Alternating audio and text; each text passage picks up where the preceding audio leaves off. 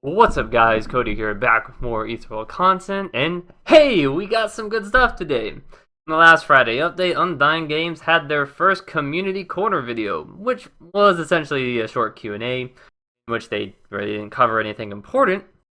It was accompanied by a sort of tour of the map with some narration going along with it about what you can expect to find in the map. So, let's get into it.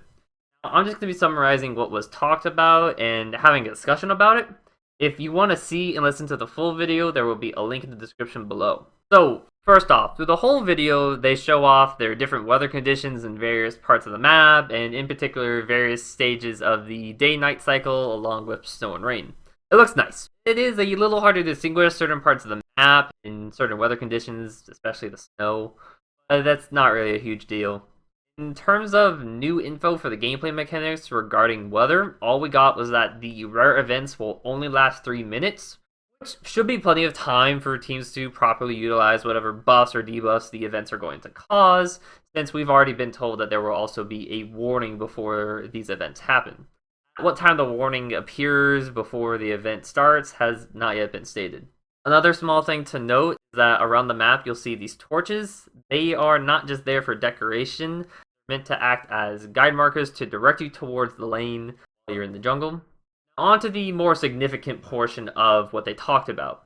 There will be 38 jungle camps across the entire map, which will include regular camps, buff camps, and what they call open camps. Open camps will be located on the stone pedestal areas that you can see throughout the video. It's the name open camps since they're in an open clearing. They stated that, and I quote, "If you're brave enough to fight the monsters within these open camps, you'll be rewarded greatly for your effort." So these open camps are probably going to give some type of extra gold and or experience. That they also alluded to the fact that the camps are going to be somewhat risky to take.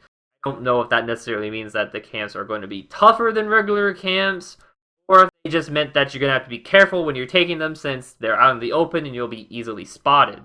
So, my thoughts on this. 38 jungle camps is a lot of camps, because that's technically 19 per side.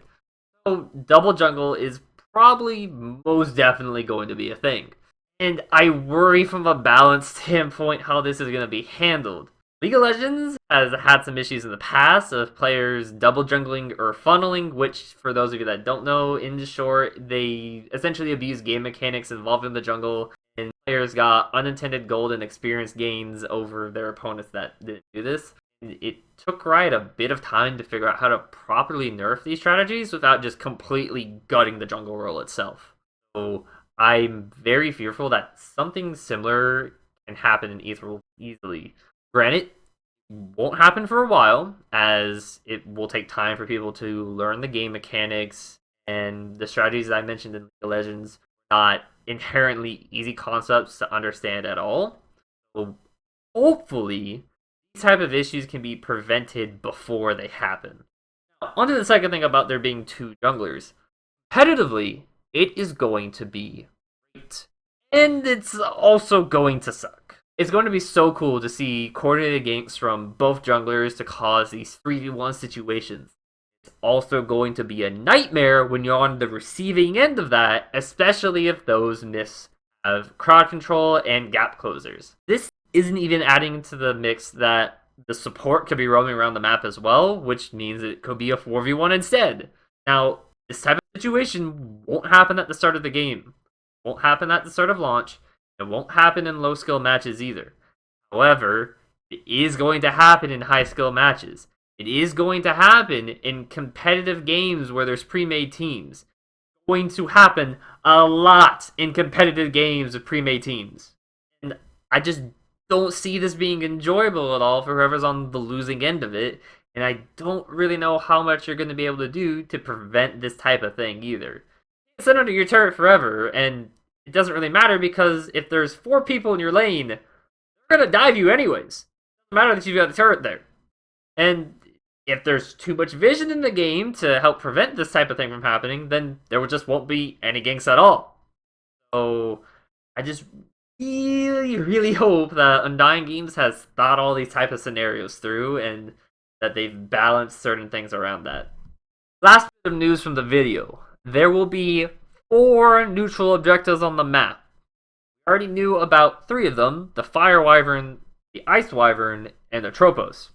The 4th one is going to be the Obelisk, which is on the other side of the Void Lane, aka the mid lane, from Atropos. What the Obelisk does, we don't currently know. My best guess right now is that it's going to be some type of zone that you have to take control over by standing in it uncontested for a short period of time, and once you have control over it, it gives your team some type of passive buff.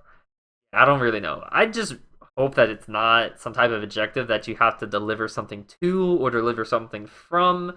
I just really haven't enjoyed that type of mechanic in other games. And yeah, that's going to be it for all the info. To be honest, it wasn't really all that much new stuff, but it was nice to have a closer look at the map. I still don't understand why we couldn't have done something like this after the items update instead of the lousy lore update we got the previous week, but whatever. I just hope that they better not make this a habit of having a good update followed by a bad update. But yeah, thanks guys for watching. I hope you enjoyed. If you did, give this video a like and subscribe to the channel for more Ethereal Clash of Solos content. And as a reminder, I also stream on Twitch, link in the description below. But thanks guys, and I'll see you in the next one.